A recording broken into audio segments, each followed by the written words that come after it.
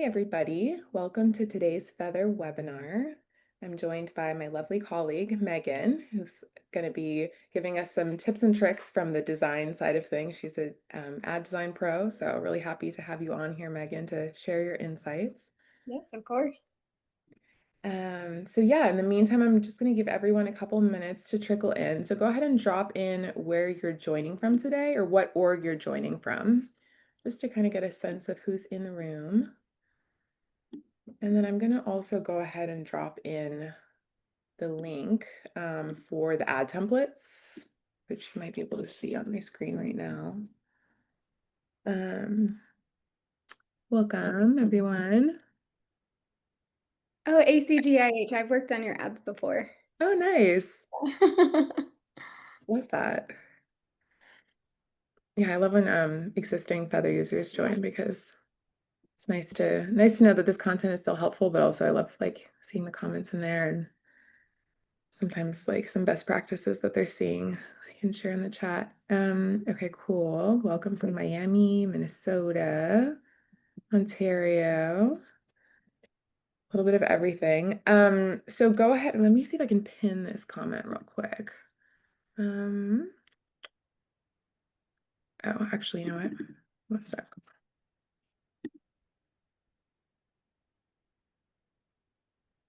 Uh, okay, well, let me pin it, but here's the link to our recently released ad templates library. So we're going to be going through that today as a resource, kind of walking through how to use those ad templates.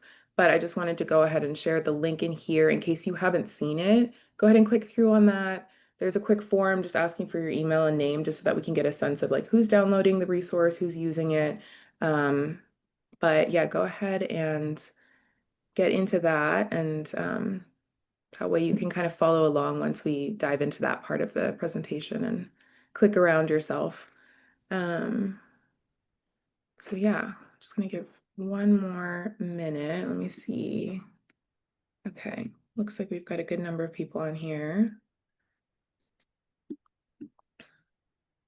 Okay, I think we can go ahead and get started. So for anyone who just joined, welcome. We're going to be talking about ad design today. I'm joined by my colleague Megan, and we're going to be going into why it's important as a nonprofit to be making sure that you're running ads in all the right places, and then diving straight into some design do's and don'ts, best practices, and then we'll be showing our latest resource, like I just mentioned, of ad templates.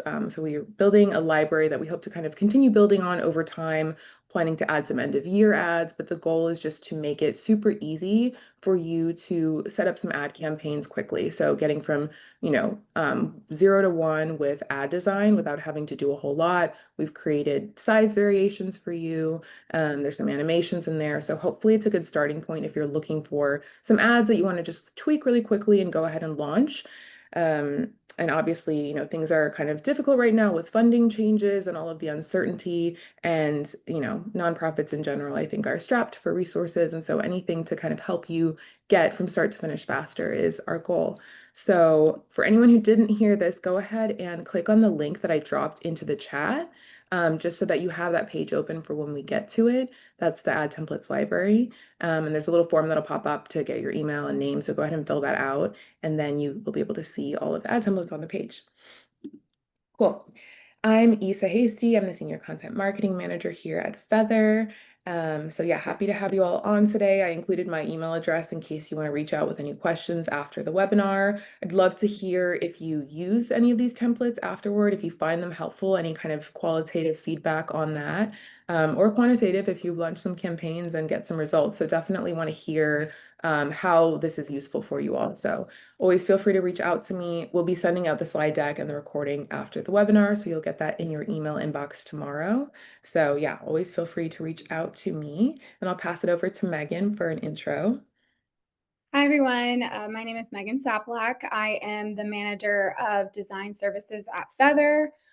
So I work on the services team where people who are not self-serve have the services department help them with their campaigns, help them with their ads, and I manage a team of designers where we design the ads for all of your wonderful campaigns. Yeah.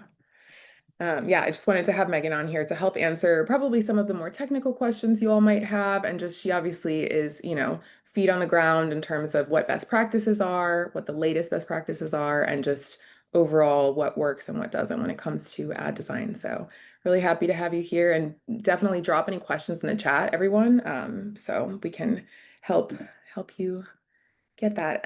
Okay, and then for anyone who is new to Feathr, we are the digital marketing platform for nonprofits. And so we serve a variety of different nonprofits, member-based orgs, as well as lots of 501(c)(3)s. So, we have a lot of human services orgs, animal rescue organizations, health-related nonprofits, environmental nonprofits, lots of arts and culture as well. So museums, orchestras, all that good stuff. And so, yeah, kind of run the spectrum in terms of types of orgs and sectors, but we, yeah, are dedicated to helping nonprofits succeed, especially in difficult times like this.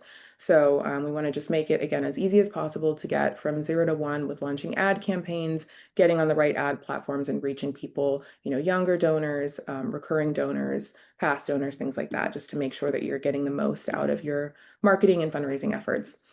I'm going to launch a quick poll. I'm going to do this at the end as well, but just for anyone who is on here to also learn a little bit more about Feathr, I want to give you a chance to um, let me know that, and then we'll reach out to you to schedule a more personalized walkthrough. So anyone who wants to, learn a little bit more, go ahead and put a yes in here for now. I'll launch this later on as well.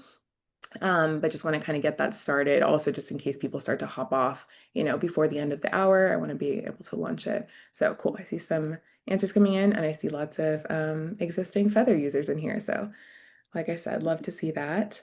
Okay, I'll leave that running for a little bit. Cool. And then, okay, actually, you know what? I'm going to launch another poll immediately. So like I said, I will launch this other one again at the end. So let me leave it up for just a couple more seconds because I'm still seeing some yeses coming in. So if anyone is not looking at their screen right now, look at it and answer the poll. Just want to see if anyone just wants that more personalized walkthrough to kind of see what it looks like to run your fundraising efforts inside of Feathr. And obviously that can include leveraging some of the ad templates that we're going to go over today and actually running those ads in campaigns in a platform like Feathr. So, okay, there's still yeses coming in, so I'm not going to end it yet. That's a good sign, though. I know, I know. Okay. Before I do it, I'll just introduce this other piece real quick. So I'm going to launch a poll to see who wants to get registered for this, subscribe for this newsletter as well. So this is our weekly newsletter. It's called the Good Marketing Brief. It goes out every Wednesday morning. So you'll get that in your email inbox on Wednesday mornings. We include tips, tools, templates, just relevant resources for nonprofits. So kind of industry news, things that are happening that you should be aware of. Obviously, we promote webinars like this one, relevant content from other organizations as well. So I think it's a really good sort of centralized place to kind of get your weekly nonprofit industry updates and some new cool tools and tips that you can try out. So, okay, I'm going to go ahead and end this poll and I'll launch it again at the end for anyone who decides by then that they are interested in that more personalized walkthrough of Feathr. So I'm ending that one right now, and then I'm going to launch this one to see who wants to be subscribed to this newsletter. So if you hit yes, I'll go ahead and get you automatically signed up for it. You don't have to click on anything, and you'll start getting that next Wednesday.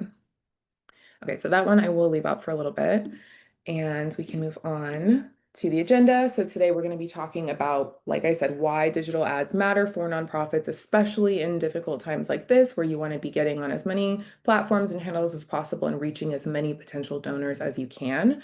Ads are a great way to do that, in addition to email marketing efforts, social media, whatever else you might be doing. And a lot of you might already be running digital ads, so hopefully this is just, helpful to kind of reinforce the importance of multi-channel marketing, and then, having some ready to use ad templates hopefully will help you get started quickly. And then Megan's going to go over some do's and don'ts, best practices of the actual design of the ads.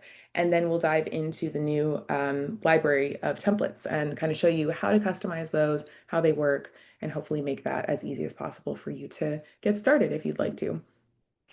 So, yeah, like I said, obviously we're in tough times right now for nonprofits, and you don't need me to tell you these things. But I just want to reinforce that because of all of these factors that you see here, it's more important than ever for you to have the right tools, the right templates, and equip yourself for difficult times ahead, difficult current times, and just have the most effective marketing strategies in place.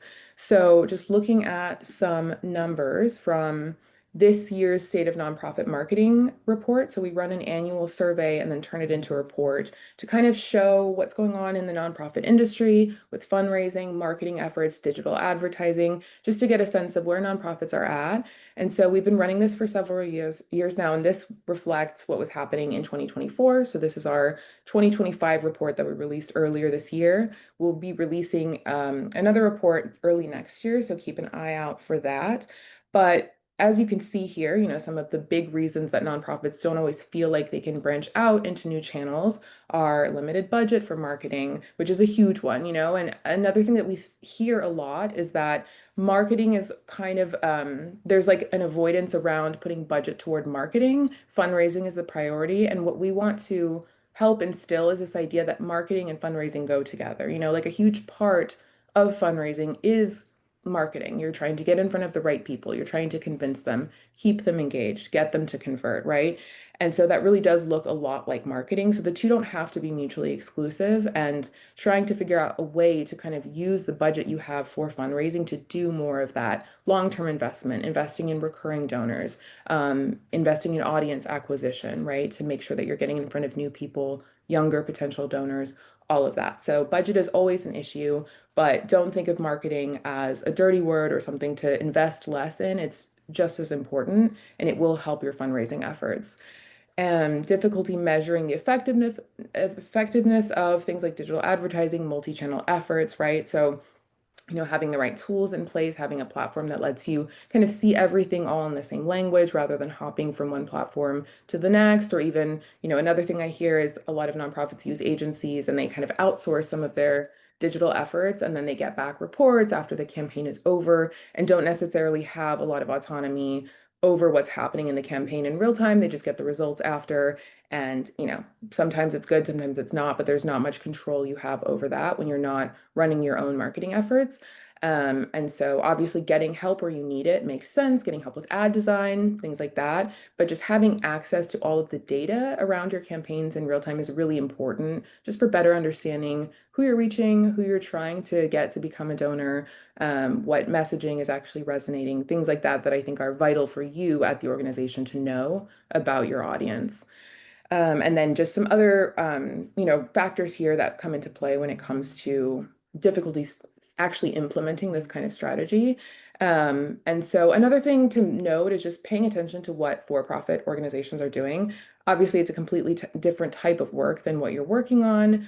That's, more sort of corporate and less, it's not mission driven like your organization is, but it's important to see that they understand how to get people to convert, right?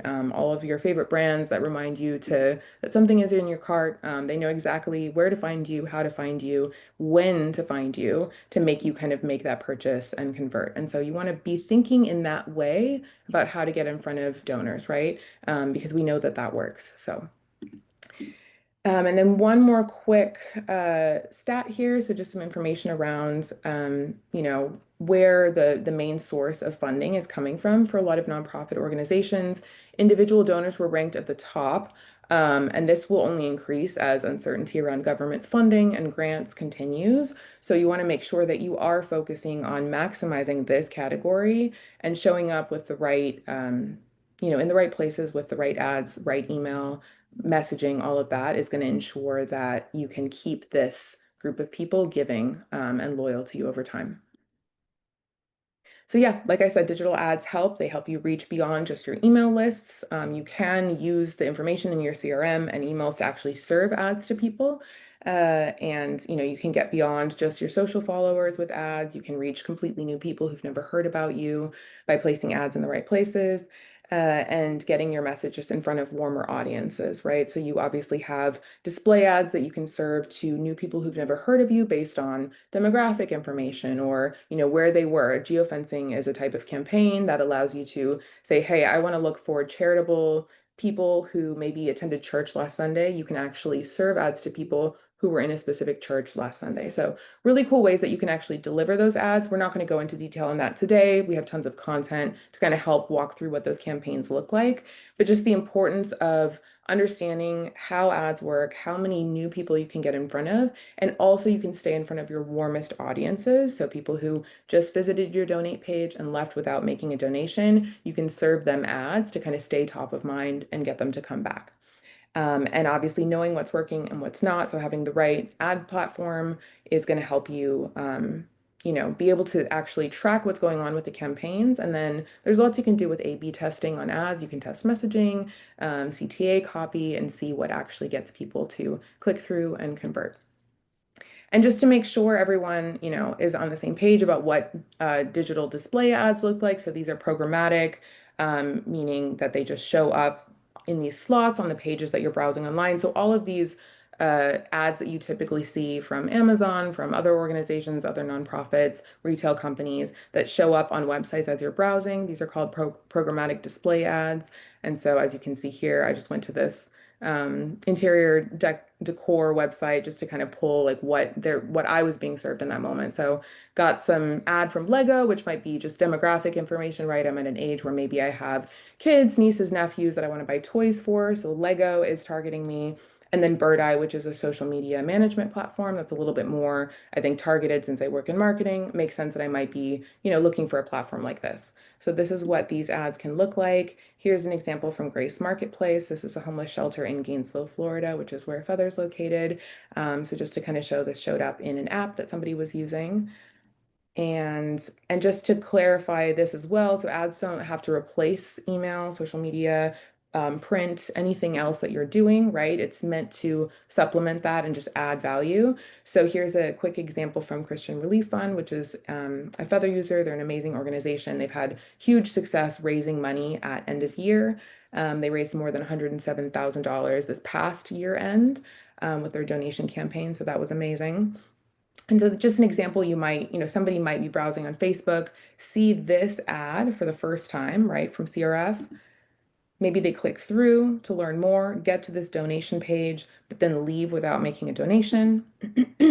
Then if they're browsing foodnetwork.com, they might see an ad like this, right? Reminding them, hey, you came to our site, but you left.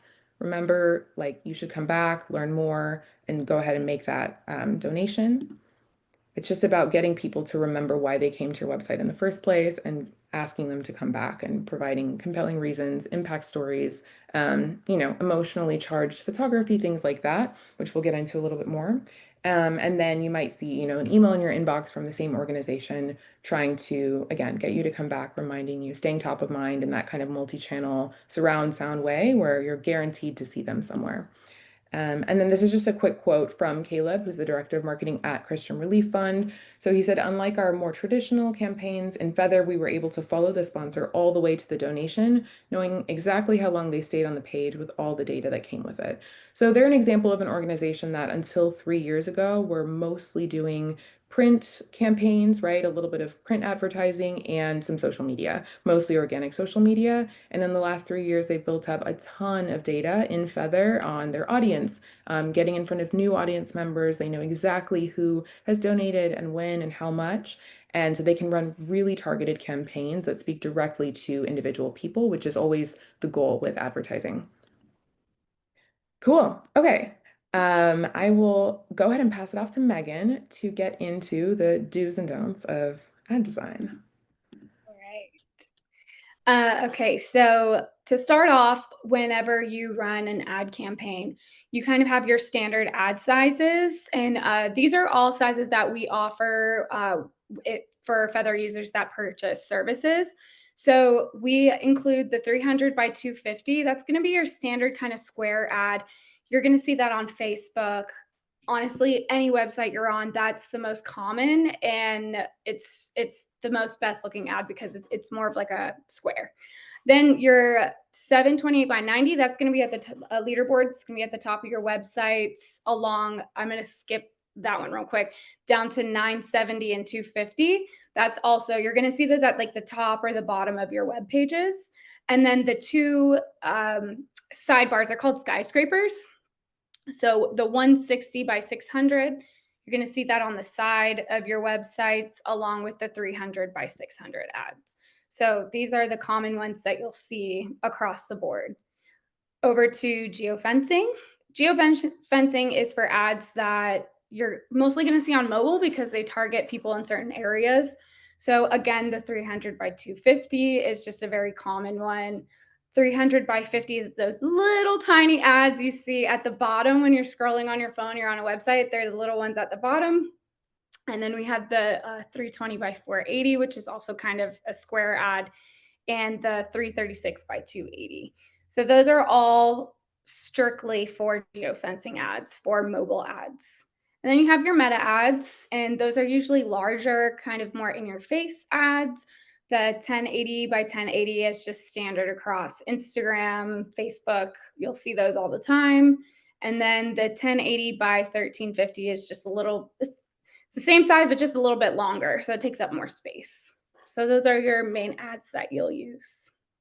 Yeah, and it's important to make sure that you are creating all of the ad sizes that you need for a given platform because that will affect your ability to actually bid for that spot. If you don't have the right ad sizes, you might not actually even be in the running to show up for that spot because it doesn't fit. So just make sure that you have all the right sizes built out for whatever platform you're on. All right. So this one's actually really important, and a lot of people don't even recognize that ads are doing this.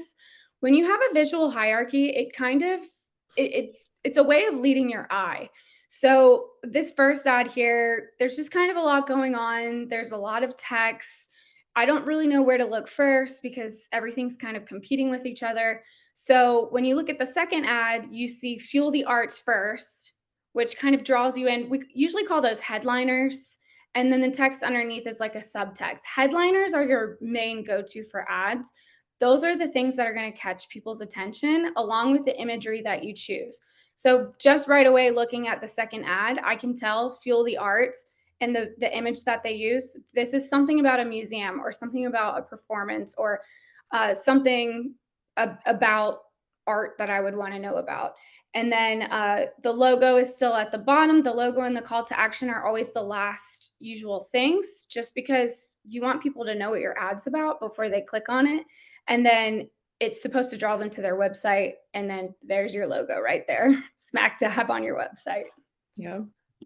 And continuity is obviously important. You want to make sure that, whatever people are seeing on the ads is roughly similar to what they're going to see when they land on the page.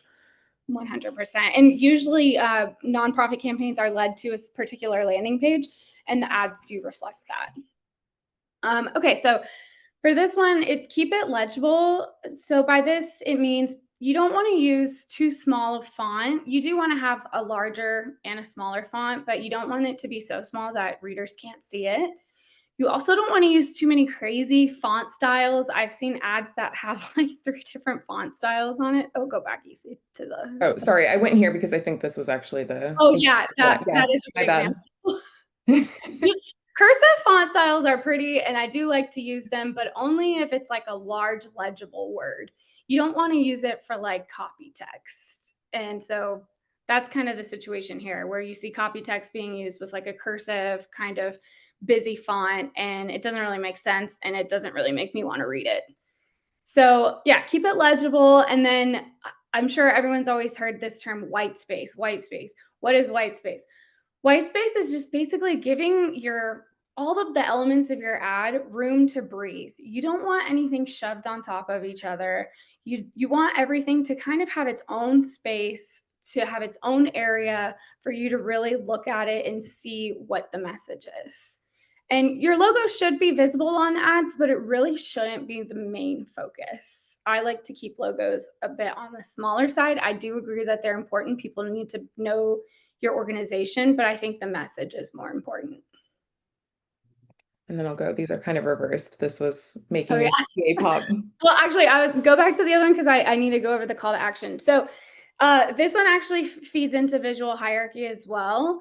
The ad on the left, you have the logo and the button at the top, which doesn't really make sense because the main message is on the bottom.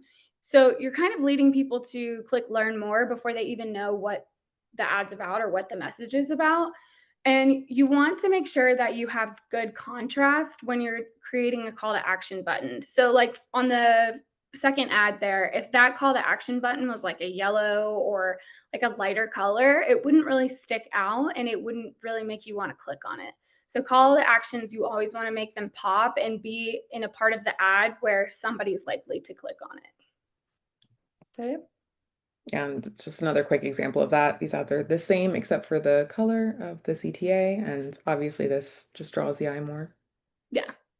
So contrasting is basically you're taking opposite items from the color wheel. So the blue and the purple are too close on the color wheel on the left ad, which is why the join us doesn't pop. The reason it pops on the right is because they're on opposite spectrums of the color wheel. Are there any accessibility tools, Megan, that your team uses to run ads through? I know on the marketing side we use some for website stuff, but just curious if there are any that you can recommend. I have to find the name of it. It's kind of one of those extensions I have plugged into my browser and I can't remember Okay, the name of it, but it's like a contrast checker and cool. it checks basically like if you have a yellow button with white text, it's not really going to rank high on the contrast Hmm. meter because it's not very legible. But if you had a black button with white text, then it would get 100% on the contrast reader. I can see if I can find that for you. Cool. Yeah, we can include that in the follow-up as just a handy tool to use. Um, okay. Oh, I included this slide because I think it's very important when you're choosing stock photos. You don't want a stock photo that's kind of cheesy and pale and just doesn't really stick out. So I searched in iStock, the prompt that I put in was celebrating in the office. And obviously, the one on the left is so cheesy. I don't think that would ever happen in real life. Doesn't really, I mean, it could make you want to click on it, but it doesn't really catch my attention. And then the one on the right is just more crisp, it's more concise. This is kind of like a more realistic teamwork situation of people celebrating in the office. So always keep your stock photos in mind. Or if you're using your organization's photos, just try to make sure you're not using blurry photos to try to catch attention in an ad. With AI getting more popular, some images do look like it's AI, even though it's not. I personally do sometimes use AI images. I I wouldn't recommend them if your company has an iStock account. I would go to that first. If you're looking for a really niche photo, AI is good for that. But sometimes you end up with like children with 5 fingers, or not five, Six, more. four. If they had 5 fingers, I would be happy. They have multiple fingers, creepy smiles. It has ended very badly. But if you do an AI photo and it looks pretty decent, I would say, yeah, they're okay. But definitely, if Unsplash, yes, Unsplash and Pexels. It's called Pexels. Both very good resources for free photos.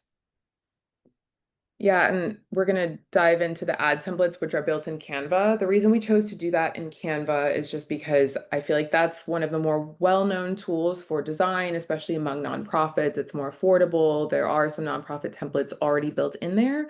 So we decided to build the templates in Canva just to make it as easy and accessible as possible. But Megan, if you want to chat real quick about the platform that we use in Feathr, so people who are Feathr customers on here are going to be more familiar with Banner Snack, and that's obviously something you can transition to if you decide to sign on with Feathr. Yeah, so Feather has its own in-app builder that does come with a stock base for photos with that's called Shutterstock. The banner builder is very easy to use. I'd consider it close to Canva.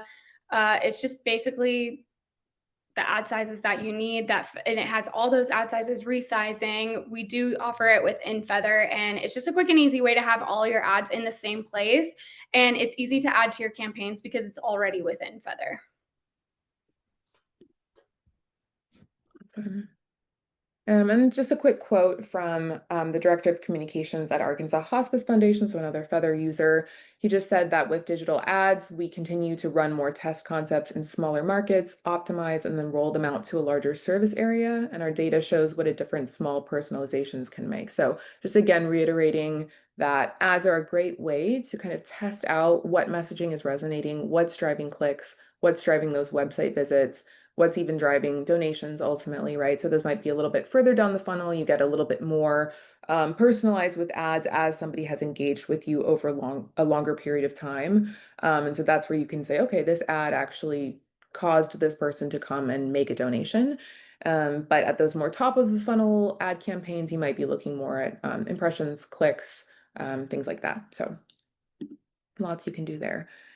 Okay, let's dive into the actual library of ad templates. So you guys should be able to see the link in the chat. If anyone hasn't opened that, I dropped it in and Megan did as well. So it's that link there. Go ahead and click into that just because I want everyone to kind of have access to scroll through and click around as I'm doing this.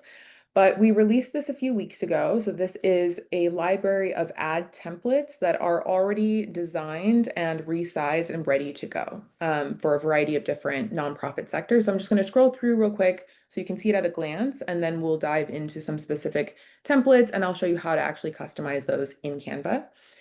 So you can see here we have sort of the menu of options. You can click, for example, museums. It drops you down to this section here where you have a bunch of different ads for driving ticket sales, promoting exhibitions, awareness of your museum, things like that.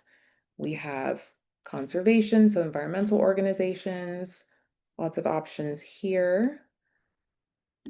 Health orgs, so trying to get funding for, your health organization, drive awareness about research, get some donations, things like that. We have some food bank ads, animal rescue, human services here. And then, yeah, we've got orchestra ads and theaters. So lots to choose from here. And then this section below actually is a lot of what I'm going to go over now. So just kind of walking through how to use the templates. So you can click into these little sections here to see the different steps to actually take one of these, customize it, and launch it. And then some of the ad best practices content that we just went over. So if you want to revisit that, that's here. Yeah, and then an option obviously to learn more about Feathr here if you want to kind of take some of these ads and run them in a platform like Feathr. So yeah, let's go ahead and open some of these and I'll show you how you can use them. So if I click on this one right here, it'll take me to this, just making sure you can see this next screen. Are you seeing the ad into Canva? Okay, cool. Thanks, Megan. So you can see the ad kind of at a glance here. You click edit template and it'll take you to this view. And so basically the only thing that you absolutely need to do with these is put your logo, right? That's the only thing that is like a placeholder here. And so what this might look like, and just a quick note here, so at Feathr, we actually use the brand kit function. This is available with a paid plan. I think it's only like $12.99 a month for a couple of users and maybe 15 a month for up to 5 users. So if you're using the free version of Canva, you can upload some brand colors and stuff into here, but to upload logos and brand assets and graphics and things like that, you do need to have like one of the lower tier monthly accounts. And I think also for nonprofits, they do have like different tiers for nonprofits, so you might actually be able to access that for less than the standard basic plan. So we have our logos here. So for example, I will delete this, but I know that this is where I want to put my logo. And then I might drag this over here, resize this, obviously. And I think in this case, using the blue logo, Megan, would you say using the blue logo would make sense? Yeah, there's enough contrast there to where you can use the blue Yeah, logo. cool. I feel like it just looks more cohesive with the text color, but then that being said, you can change anything on here, right? So if you want to change the text color, you highlight this box, go here, you can change it to purple. Again, keeping an eye on, contrast, making sure you're not doing something like this, which you cannot see, or like this, right? You want to make sure that you can see it. This might be a great spot where if you do have, specific brand colors as an organization that you use in your ads or your email templates, things like that, feel free to customize this as much as you want. We just wanted to give you a starting point, right? So if you, have a color that you like to use for the text on your ads, feel free to do that here. Again, you can upload specific colors into a brand kit.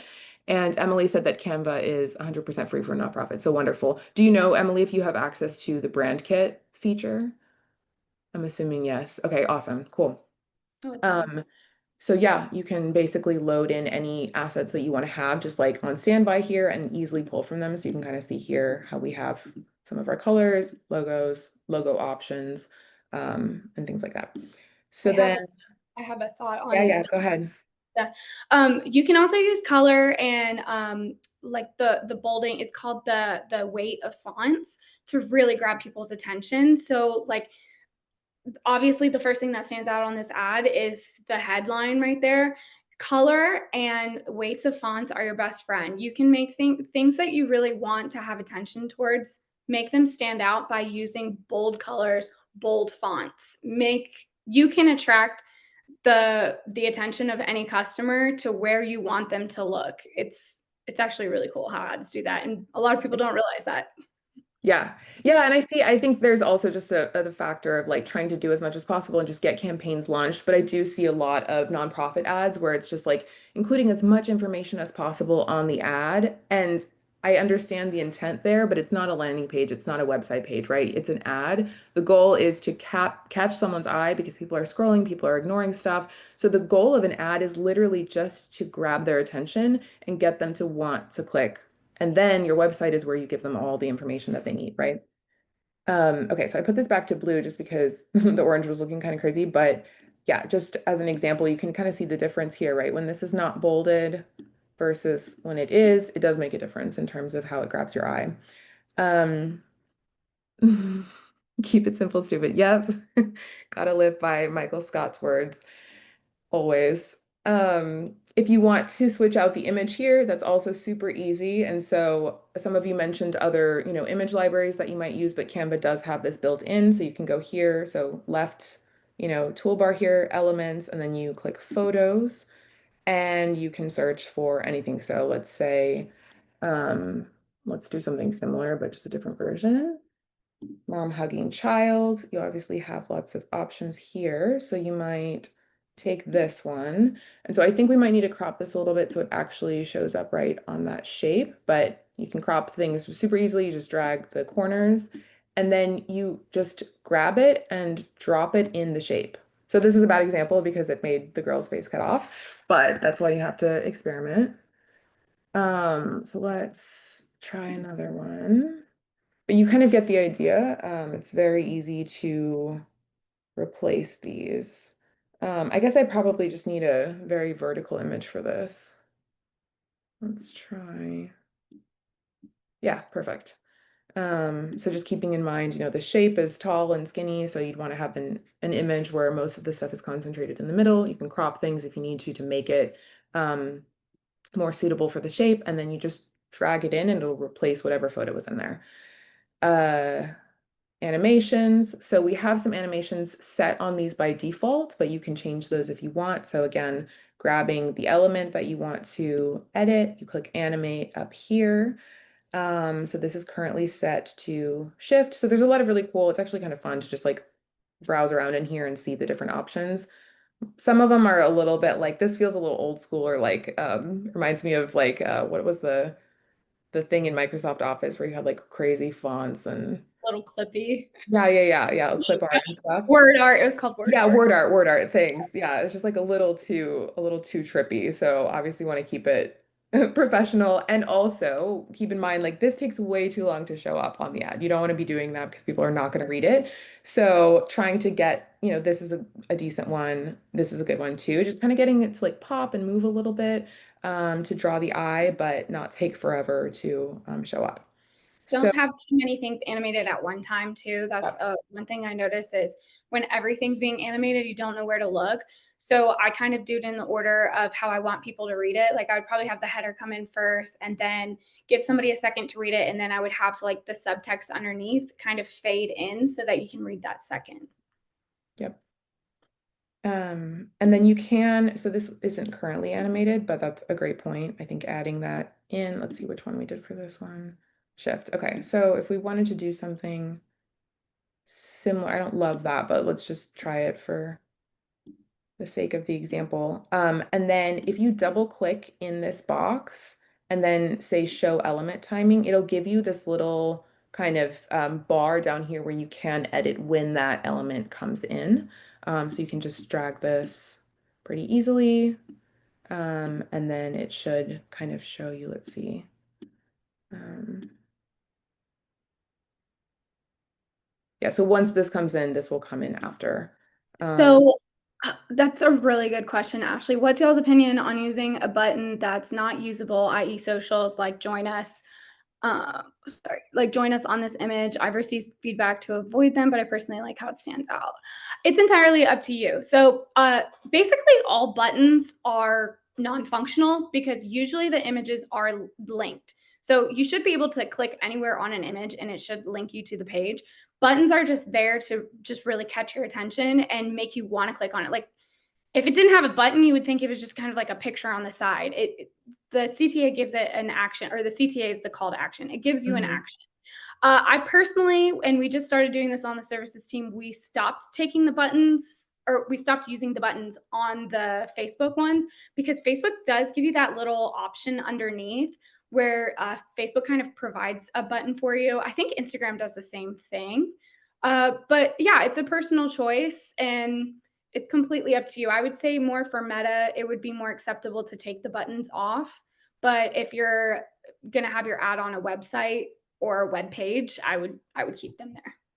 Yeah, and I think people are just used to seeing buttons on ads, so you don't want to miss that opportunity to like you said, grab their attention with the button. It just gives people a sense of like, okay, there's some action I need to take in response to seeing this ad.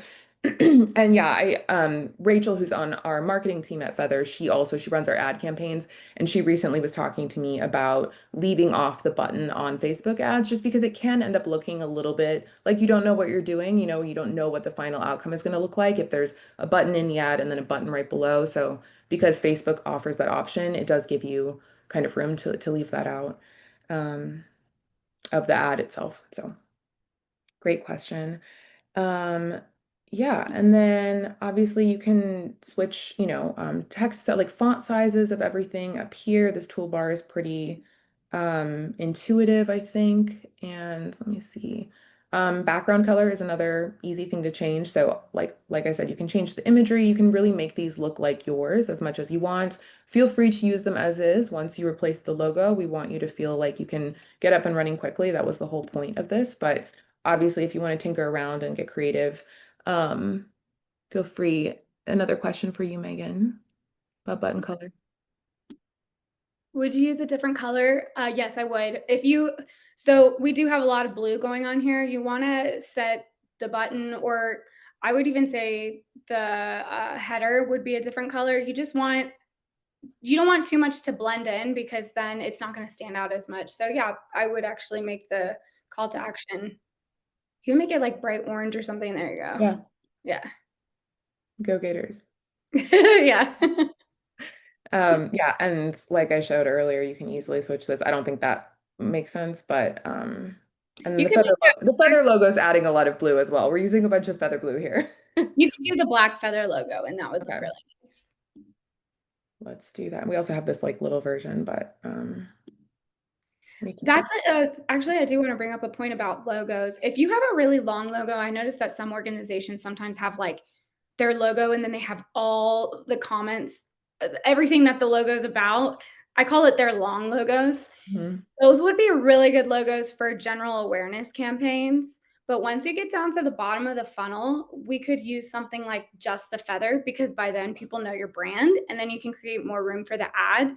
So that's something to think about too if your company has multiple logos. just using maybe like the watermark or the smaller logo version for the bottom of the funnel ads, and then top of the funnel ads, you want to make sure you have your full logo on them. Great. Yeah, and we provided three of the sort of standard size variations for display ads. So obviously, when you start with this, trying to get from this to this does involve a lot of manipulating and design. So we try to make it a little easier.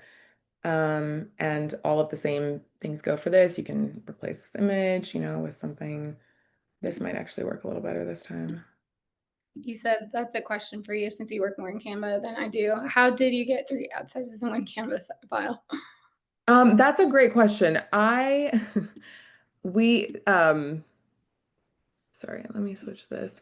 The designer who actually built this was able to put them all into one file. Have you had issues getting multiple sizes in one file? I know that typically when we use Canva, we do have like the same size. You can duplicate pages, but it's usually the same. Um, that is a good question. I will ask the designer who actually built this. We can only do one size per file, so all of our campaigns are separate. Okay, I'm gonna ask him how he did this. And I will include, I'll get back to you, but I'll actually include that in follow-up as well. Okay, because yeah, I don't actually know. I know that when we're using Canva, it's usually the same size per file. So we did this to make it obviously easier to package them, but I didn't realize that people were having issues actually doing it this way. So we'll definitely get you an answer on that. Let's see. If you want to remove any animations, you can totally do that as well. So this is animated, go here, remove animation. Another thing is that you can animate it on both when the text comes in and then an exit, but I usually just do on enter unless you have like another slide that's coming after it or it makes sense. But I think that can sometimes look weird when it fades away and you have like blank space or something left behind. So I generally will select on enter. And then you can also remove animation. So if you want to do that on all of it, you can do that as well. Um, and then what else? Let's see. Uh, I will say a note you said about the blank. So it's kind of it can be good too when you do fade everything from your ad and leave that blank space because then the ad restarts. Somebody who's looking through the ad might just think that the ad's continuously going and going and going, and it might lose yeah. their attention. So sometimes that fade of everything going away and then coming back will draw the attention back. Okay, that's a great point. So yeah, ignore what I said. I think I've seen like examples maybe when I'm playing around with stuff, and it might not even be with ads, it might be with like images in general, where if one of the elements fades out and others don't, it's like you see some background stuff that you're not supposed to, but yeah, that absolutely makes sense. I always do a full fade to white and then it comes back. Okay, Yeah. cool. Would you recommend including lots of animated social posts or just stick to it for ads? Social posts can be fun. I think GIFs overall catch people's attention more so than static just because they do have those moving elements. A lot of people do like videos or reels on social. So I would recommend those. But yeah, I think animated I would always recommend animated just because they do catch your attention and they do have a little bit more fun to them. So yeah, I think that's a good question. For sure. I saw a couple people raising their hands. If you had a question, feel free to drop it in the chat. Um,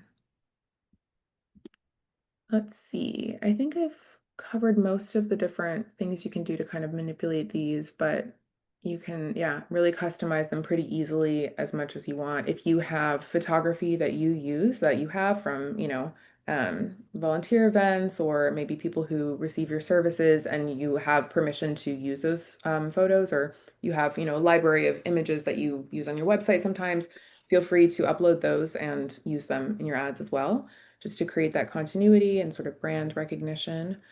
Um, so yeah, I think I was also going to show, yeah, background color. I don't think I showed this yet. So you just highlight the whole box. Let me show on a different size just to mix it up. So highlight the box, go here, and then, again, you have to be careful with this because you want it to be something where you're going to have contrast, but this could be, a good example. Just those lighter colors. I actually don't hate this. So yeah, that's flexible as well.